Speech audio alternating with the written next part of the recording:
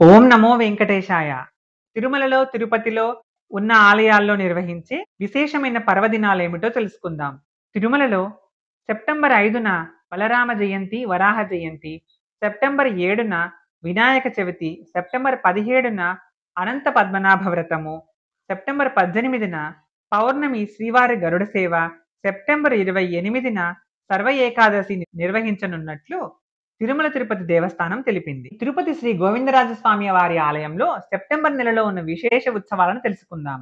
September 6, 20, 27 తేదీలలో శుక్రవారాల్లో సాయంత్రం 6 గంటలకు శ్రీ ఆండాళ్ళ అమ్మవారిని ఆలయ 4 మాడ వీధుల్లో ఊరేగింపు నిర్వహిస్తారు.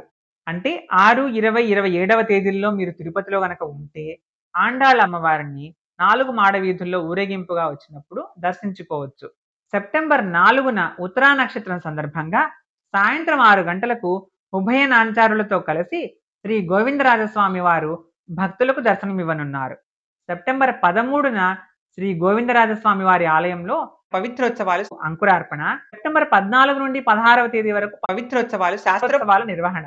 ఏడాది పొడవునా ఆలయంలో జరిగే అర్చనలు, ఉత్సవాల్లో తెలియక కొన్ని దోషాలు జరుగుతుంటాయని, వీటి వల్ల ఆలయ పవిత్రతకు ఎలాంటి లోపం రానియకుండా ఆగమ శాస్త్రం ప్రకారం పవిత్రోత్సవాలు నిర్వహిస్తారు. సెప్టెంబర్ 18న అంటే పౌర్ణమిన శ్రీ గోవిందరాజస్వామి వారికి గరుడ సేవ జరుగుతుంది. సెప్టెంబర్ 23న రోహిణీ నక్షత్రం సందర్భంగా సాయంత్రం 6 గంటలకు రుక్మిణీ సత్యభామ సమేత శ్రీ పార్థసారథి స్వామి వారు ఆలయ మాడ వీధుల్లో ఊరేగి భక్తులను కటాక్షిస్తారు.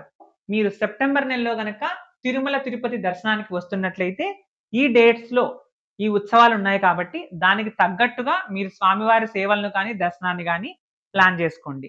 అంటే మనం ఎలాగూ తిరుమల తిరుపతి వచ్చినప్పుడు అక్కడ ఏం జరుగుతుంది, ఆ రోజు స్పెషల్గా ఏం జరుగుతుందని మనం ముందుగా తెలుసుకుని ప్లాన్ చేసుకుంటే ఆ టైంకి మనము టెంపుల్ దగ్గర ఉంటే ఆలయ మాడవీధుల్లో స్వామివారిని మీ అమ్మవారితో సహా దర్శించుకోవచ్చు. ఇలాంటి మరిన్ని అప్డేట్స్ కోసం ఈ ఛానల్ని సబ్స్క్రైబ్ చేసుకోండి.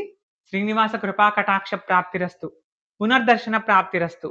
ఓం నమో వెంకటేశాయ.